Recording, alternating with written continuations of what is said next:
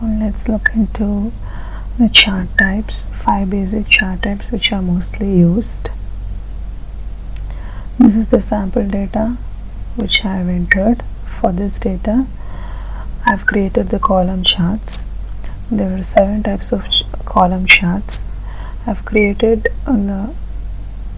7 types of column charts for this particular data. To know which chart type is suitable for our data, we can make use of recommended charts functionality. So it is actually present over here. If you click recommended charts functionality here, it will list the chart types which is suitable for our data.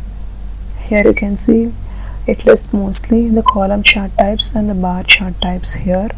So I have selected the column chart here and I've created the column charts for this particular data. This is the 2D column chart. This is 2D clustered column chart. Each data point is represented by a bar and each data series is differentiated with a different color here. This data series expected test case count is one data series which has been represented by a dark blue color, and the actual test case count, this is another data series which has been represented by light blue color. This is how a 2D clustered column chart will appear. And this is 2D stacked column chart. Here the data points are arranged one above the other. As you can see here, 28 is above 30. This is how it appears. This is nothing but 100% stacked column chart. It's nothing but the data points are actually shown with respect to percentage. Say here it is 30. So with respect to total, what is the percentage of total? What is the percentage of 30 that has to be calculated? Say out of 58 test cases, expected test case count of module 1 is 30. Then for 100, how much it is? In that way it has to be calculated. So let's see, like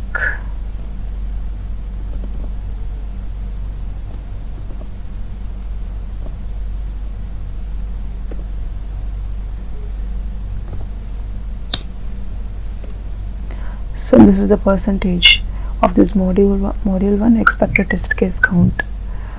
It is 52%, and that 52% has been plotted here for this data point. So for each of the data point, the percentage has been calculated and that has been plotted here in case of 100% stacked column chart. The next comes the 3D column charts. In 3D column charts, as you can see, there is another axis, that is Z axis.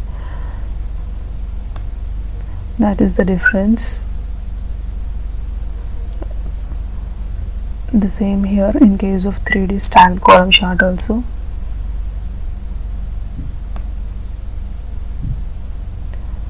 It is same as the 100% stacked column chart, that is, it shows with respect to the percentage. And this chart is special and it is different from among the other 3D charts. Like this chart itself has the Z axis. Here the bars are having the Z axis here, but not the chart. These 3D charts, only the bars are having the Z axis. But in case of 3D column chart, even the full chart is itself having the Z axis, as you can see here. Expected test case and actual test case, and this is actually the another Z axis you can see here. The bars are arranged like one is behind the other, so that we'll get the another Z axis here for the chart itself. So if you want completely 100% full 3D chart, then 3D column chart is appropriate for that. So that's it about the column charts. Next I'll see the bar chart. Bar chart is actually the horizontal version of a column chart. We can use bar chart when we have the large text labels. This is the sample data which I have created on my own for showing how the bar chart looks like. As you can see here, the text labels are quite large. So in this case, the bar chart will be the most appropriate one as it is arranged in this manner. To create the bar chart, you have to get into insert, and here if you click on this bar option, here you can see the types of bar charts. 3 types of 2D bar charts are there and 3 types of 3D bar charts are also there. I have created 2 sample bar charts, clustered bar chart and stacked bar chart. Next we'll see the pie chart. Pie charts are used to display the contribution of each value to a total. To create the pie chart, as usual, we have to select the data here for which one we have to create the data for which we are going to create the chart. That has to be selected. Then we'll be selecting the chart type which is needed for our data. These are the types of pie charts that are available. I've created 2 sample pie charts here.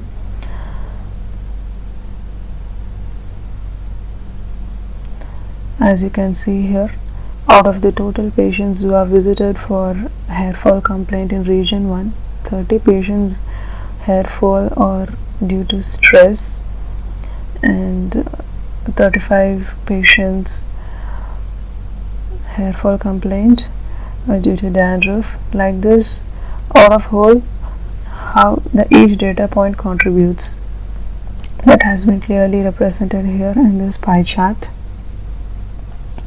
This is another type which I have selected from here. As you can see, I have actually selected this type, bar of pie, that has been actually shown here for this data. Suppose if you want to highlight any particular section of a pie, then in that case we can make use of this type.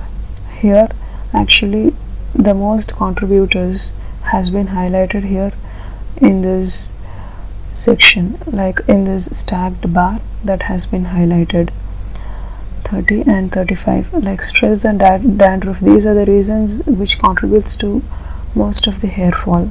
So those values have been actually shown separately here. Out of this main pie, they have been actually separated and they have been shown separately here. So in that case, if you want to show it in a different manner, something like this, then we'll go for this kind of chart. Similarly, we have 3D pie chart also, so whichever is required for you. If you just place the cursor over it, you'll get the preview of how it looks like. See, I have actually placed the cursor and this is how it looks like. So whichever we want, we can actually select it and we can create it very easily. So that's it about the pie charts. Next we'll see the line charts. Line charts are used to display trends over time. To create line charts, first select the data,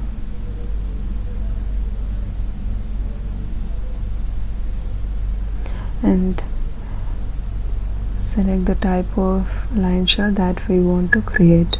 Here some line charts are without markers and here some are present with markers. I have created a sample line chart with markers. As you can see here, the number of patients who have visited the dermatology department has been plotted here over the months. January month it is 1500 and February month it is 2000. Like that for all the months we have plotted here.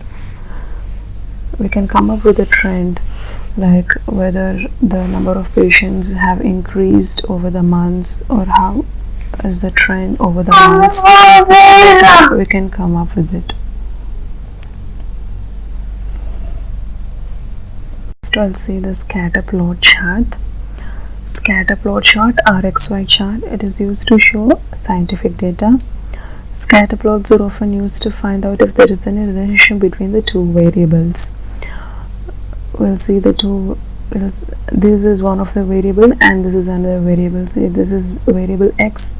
Chocolates eaten is variable x and weight gained in pounds is variable y. To find out whether there is any relationship between these two variables, like whether if x increases, whether y also increases or decreases, to find out that kind of relationship, we will be going for scatter plot chart.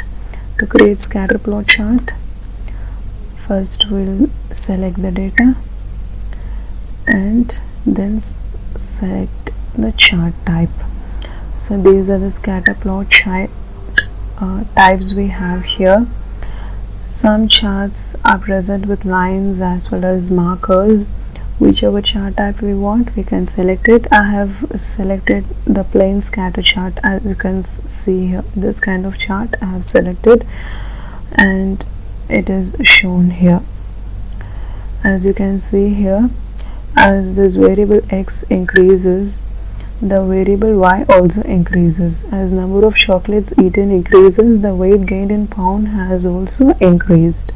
Like this, to come out with knowing the relationship between any two variables, we can go for this kind of chart. That's it.